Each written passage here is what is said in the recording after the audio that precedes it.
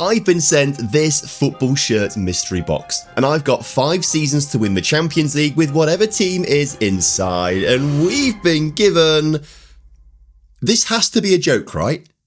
Gil Vicente in Portugal. Sporting and Benfica have a wage budget 14 times bigger than ours. Winning Liga Portugal in 5 seasons would be a miracle. The Champions League is straight up delusional. I honestly think this challenge is impossible, but if we are going to do it, we have to do 3 things. We need to come up with an insane counter-attacking formation, sign and develop hidden wonder kids, and get some insane loans for players we just can't afford to buy. So this will either be the greatest story in the history of Football Manager, or a complete disaster. I've come up with a strong out-of-possession shape to soak up the pressure, and then spring forwards on the counter in the hope that we win all our games 1-0. But in reality, we were winning by a lot more than 1 goal. We thrashed Rio Ave 5-0, took down Estrela de Amadora 6-2, and even managed to beat Benfica 3-2 at home, with Jolson Fernandez scoring the winner in the 87th minute. We're punching above our weight, but the cracks are already starting to show. Obviously, we don't have players capable of winning Liga Portugal, let alone the Champions League. So we did lose matches to other mid-table sides like Santa Clara and Moreirense, and we weren't good enough to beat the other 2 big sides in Sporting and Porto.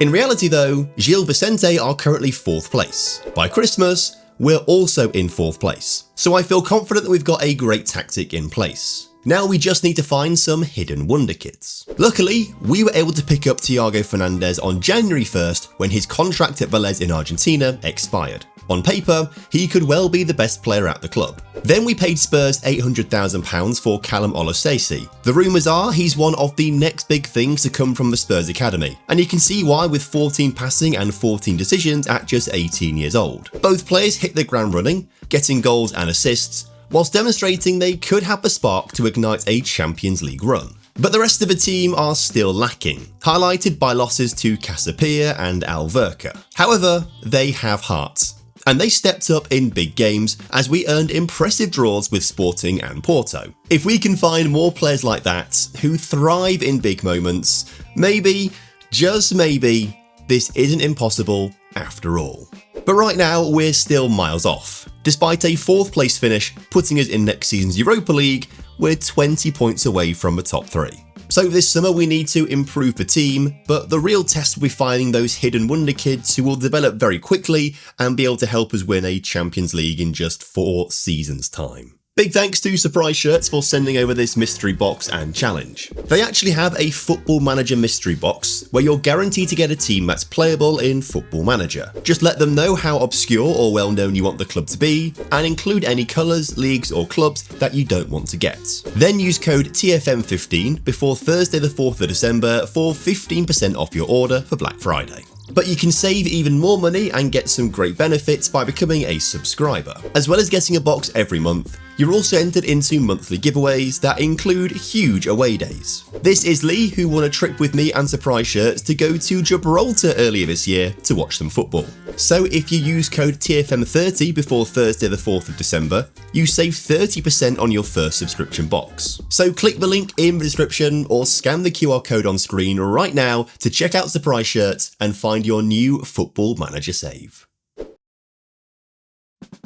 We've got 5 million to spend this summer, which if you're Gil Vicente, is a fortune. But when you're trying to win a Champions League, it's pennies. Luca Andrade cost us £750,000 from Montevideo City to play on the right wing, while centre-back Gabriel Costa arrives on a free after he left Famalicão at the end of his contract. But a huge part of our strategy to win the Champions League is bring players in on loan. So we've picked up Calvin Ramsey from Liverpool for the season, as well as Thomas Galvez from Man City. The duo will operate as wing-backs this season as we stick with the same formation. However, we couldn't beat Rangers in the Europa League 3rd qualifying round, which suggests this team is still a long way from being able to win a Champions League. But we dropped into the Conference League and beat Slovakian side Spartak Trnava in the final qualifying round thanks to Luca Andrade. But our league phase campaign didn't give me a lot of hope. We won 2 games, one against Greek side Larissa and the other against Hamrun Spartans from Malta. Draws with Young Boys and Elfsborg, as well as losses to Forest and Hermannstadt, leave us 20th in the table,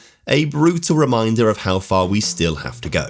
But Liga Portugal gave me other ideas. We've been really good. Callum Olosese has taken a big step forwards, adding goals to his assist numbers, whilst Thiago Fernandes and Luca Andrade are leading the scoring charts from the wings. Thanks to them, we're once again 4th in the table, but this time a lot closer to the big 3 than last season. This is good progress. We're also making good progress in the Conference League knockouts. In the playoff rounds, we've been drawn against Young Boys, who we drew with in the league phase. But this time we thrashed them 6-3 on aggregate to make the round of 16. Here we got drawn against FC Midtjylland, who won all 6 of their league phase matches, but they couldn't beat us, as we won 5-2 on aggregate to make the quarter-finals. Here we were drawn against Nottingham Forest, and on the banks of the River Trent, we shocked the world by winning 3-2. So we're just 90 minutes away from the semi-finals, but 3 minutes into the second leg, Forest equalised. Then they shattered the dream in the 83rd minute,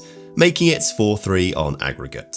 So whilst I am so proud of how far we came and how hard we battled, Forest aren't Real Madrid. If this is what peak Gil Vicente looked like right now, we don't stand a chance of winning the Champions League. In fact, we still don't really stand a chance of qualifying for the Champions League. Although we are performing well in the league, and we're now comfortably beating teams who are lower down the table, even with a smaller squad due to our limited budget, we just don't have the quality, even with our stunning tactic, to beat the big 3 sides. So although we're closing the gap, and we're just 6 points behind the Champions League spots, if we don't bridge the gap next season, this challenge is as good as over. Because with 3 seasons left, we're running out of time. Kasper Urbanski is by far the best player we signed this summer. At 22 years old, the midfielder has 13 caps for Poland and cost us just 3.2 million from Legia Warsaw. And in a bid to secure a top 3 spot, we signed a more established striker in Niklas Odegaard from Kristiansund in Norway to improve our firepower. They're joined by 10 other signings, all part of a high-risk bet to break into the Champions League for the first time in the club's history. However, things didn't get off to a good start as we lost 5-4 on aggregate to Dunajska Streda in the final Europa League qualifying rounds. Although they're no joke, I'm actually managing them on stream right now in a separate save. You can catch up on the journey over on the second channel where I'm posting the stream highlights, and then come along every Tuesday and Thursday over on Twitch and here on YouTube to watch the journey unfold in real time. I'd say a good 15% of the stream is me learning how to pronounce Eastern European names. The loss to Dunajska Streda dropped us into the Conference League, where we didn't do much better than last season. After beating Pogon and HJK, a rogue 11-2 win against Key Klaksvik meant that we qualify for the knockout rounds. But we got battered 3-0 by West Ham, and that doesn't give me much confidence that we'll go far. However, Liga Portugal is looking more promising. Thiago Fernandes is now the team leader, and is dominating in front of goal, taking us to within touching distance of the top 3, especially when he scored in a 3-1 victory at home against Benfica. We're 4 points behind them at the halfway mark of the season, so we have to overtake them for the best chance of completing this challenge. Getting into the Champions League will give us a massive reputation boost, which will mean that better players, who can help us go and win more games, will want to join the club. So all we have to do is keep winning matches. And summer signing Niklas Odegaard was instrumental. He consistently found the back of the net and helped us earn huge wins, like a 5-0 win over Firenze and a gigantic 4-1 win against Braga, who have had a very disappointing campaign. Coupled with Benfica slipping up, with 3 games to go, we're ahead of them by a single point, which we could extend to 4 if we win our next match. So we travelled to Lisbon, knowing a sneaky 1-0 win would be enough. But we did more than win just 1-0. We battered Benfica and proved we're not in the top 3 thanks to a fluke. We're there because we deserve to be there. We've earned that Champions League spot. We came away as 4-0 winners on the night. We then won one of our final 2 league games, which secured us 3rd place and a spot in the Champions League 3rd qualifying round. So we've accomplished the most important goal this season, but can we accomplish something even more extraordinary? In the Europa League playoff, we comfortably beat Romanian side FCSB 5-2. Then we got to play Swiss side Lausanne in the round of 16 and won 7-2 to go back to the quarterfinals where we lost last season. But this time, we wouldn't lose. We beat another Swiss side, this time St. Gallen, 5-1 on aggregate to reach the semi-finals. But surely this would be the end of the line, because we've been drawn against Real Betis, one of the best sides in Spain. But if we beat them, we have a shot at the final and proof that we can beat some of Europe's top teams. But just 20 minutes into the first leg, Antony opened up the scoring in Seville. We were given a glimmer of hope when Urbanski's shot took a huge deflection and Betis were credited with scoring a known goal. But then I started to believe, when we took the lead early in the second half, eventually winning the match 2-1. So all we have to do in the second leg is hold on. But we did more than just that. Urbanski's effort 30 minutes in gave us a 3-1 aggregate lead. Then just before half time, Urbanski was involved again, setting up my read to make it 4-1. And then to top it all off, 10 minutes from full time, a poor clearance allowed Pinto Pedrosa to skill his way into the area and lash home a shot for a 3-0 win on the night, sending us to the final. This might not be the Champions League, but if we can beat West Ham, the belief in this team will be unstoppable. West Ham may have beaten us 3-0 in the league phase, but that was months ago. Since then, we've grown in heart and determination. I think we might have a chance of winning this. 11 minutes into this game then, we're looking to build out from the back as Alimvi finds Myri in the middle, forward to Fernandez, and Thiago plays a great ball over to Pinto Pedrosa, who is the right wing back. Andrade's in the middle, and Luca Andrade has got us the opening goal here. Oh my word, we're 1-0 up. Pinto Pedrosa once again looking to come forwards and uses Luca Andrade, with two of these guys combining very nicely on the near side of the pitch. But we've now got all that space on the far side instead. Nobre looks to bring it forward. The left wing back finds Urbanski, the player of the season for me, cuts inside, and Myri is there. 2-0. Oh my word. 1 minute of added time to come here at the end of the first half, and Ward-Prowse finds Aaron Wan-Bissaka out on this near side as he uses Diouf next to him. Todibo's there as well, and Kyle Walker-Peters finds Bowen, who is the danger man. Somerville now has got space to get into the penalty area. They're getting closer, aren't they? They're getting closer, but not close enough. 8 shots to 4 in this first half. We are 2-0 up here and 45 minutes away from a European trophy. Oh, Fernandez has just picked up quite a nasty knock and is forced off the pitch here. And actually looking at the condition of players here, Pinto Pedrosa and Urbanski are both really tired out there. I don't really want to take them off yet, but I do trust Oluseyi to come on and do a good job in midfield. I did not think at the start of this season this would be happening. And it might not happen yet, because with a minute to go until added time, Kyle Walker-Peters brings the ball forwards, works with Somerville to get further down the line, back into the middle, and Enriquez, the keeper, almost makes a mistake there. But Jared Bowen does find a way to score. Right. Well, time wasting is going to be set to more often, and we are going to sit now in a low block. And with 4 minutes of added time to go, that should be enough to see the game out and win the Europa Conference League. Look at that shining trophy. I actually can't believe we've done this.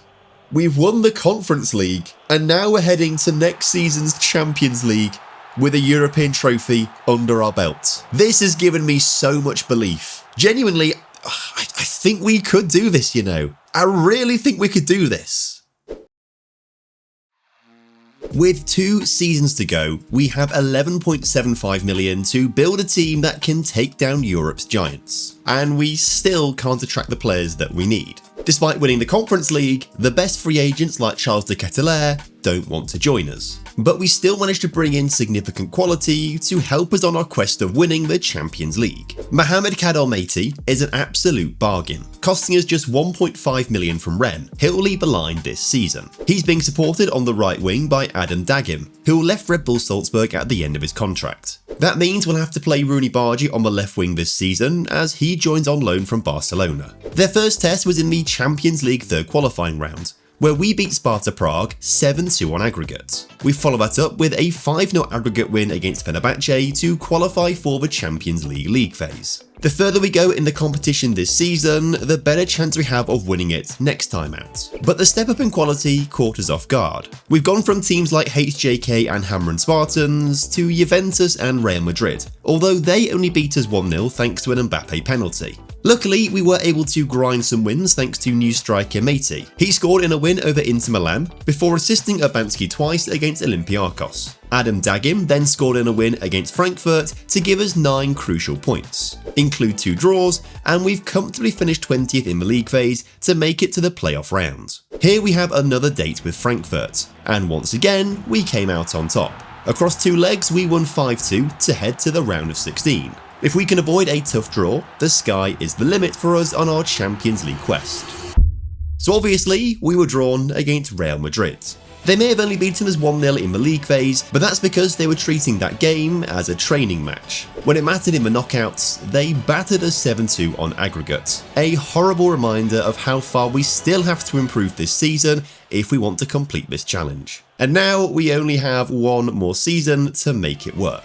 Luckily, Champions League qualification is almost certain, as Benfica's demise continues. But maybe we shouldn't be just thinking about Champions League qualification. We're only 3 points away from the top spot. That's because Matey and Dagim have been revelations for us this season. In the previous 3 seasons, our top scorer has 19 goals in all competitions. This season, they've both exceeded 25 goals, forming our most lethal attack yet. Dagim even scored as we beat Sporting away from home, temporarily putting us on top of the table.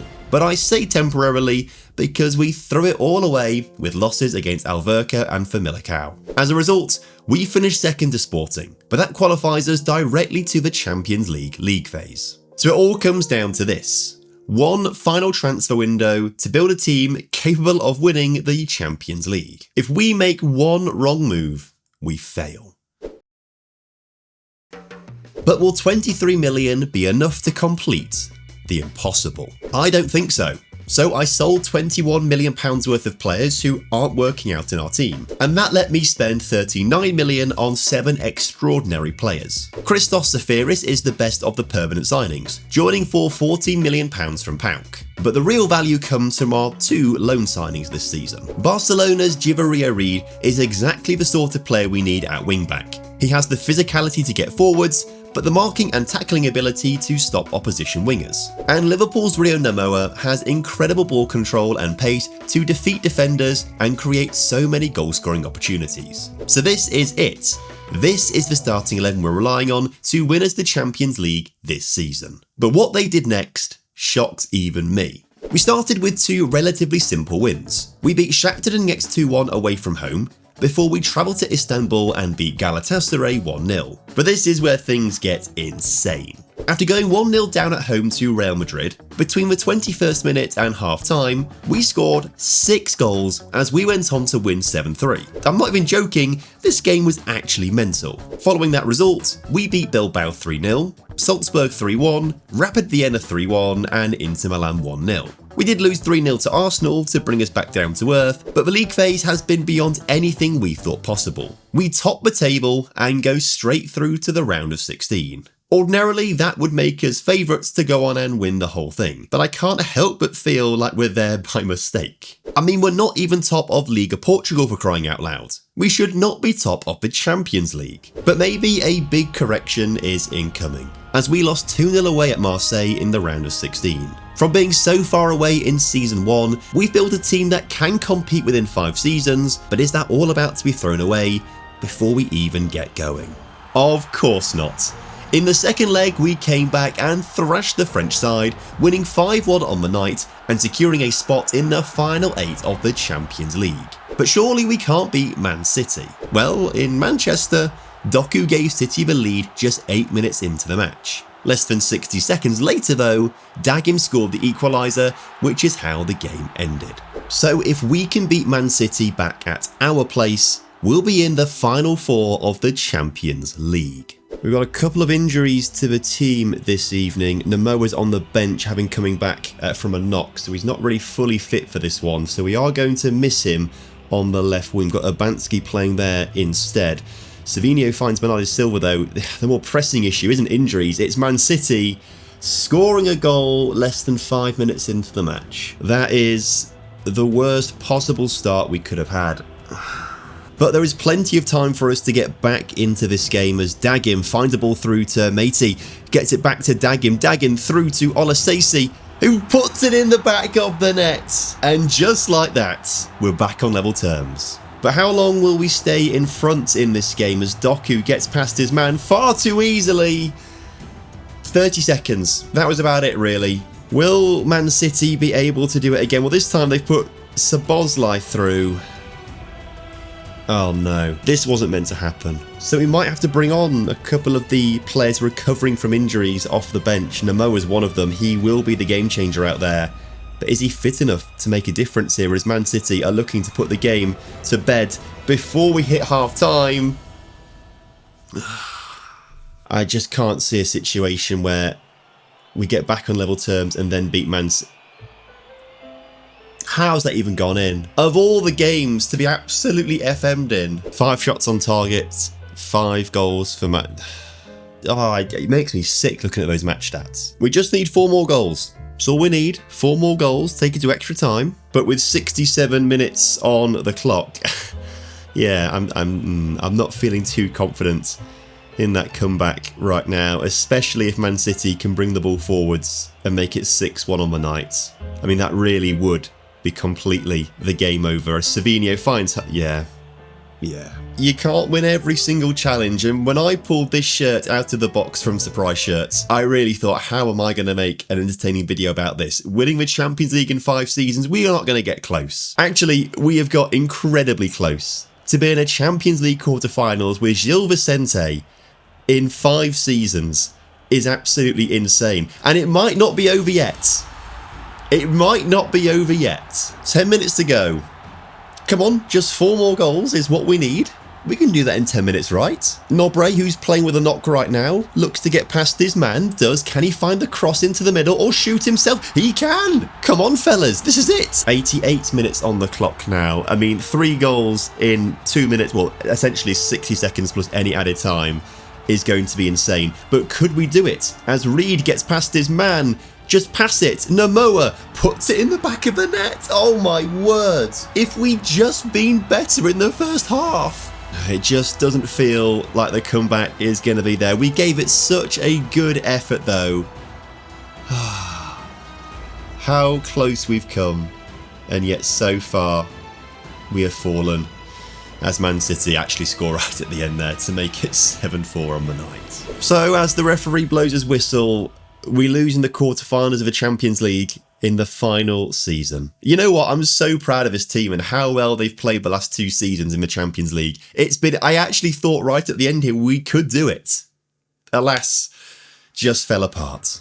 If you enjoyed this video but want a challenge with a little bit more certainty, in this one I rebuild England's worst team until they win the English Premier League. But obviously as they start as the worst team in England, this takes a long time to do. But we found some incredible players along the way and told a fantastic story about a team that is currently at rock bottom in England. To find out which team we're managing and how we managed to win the Premier League in the end, click the video on screen right now.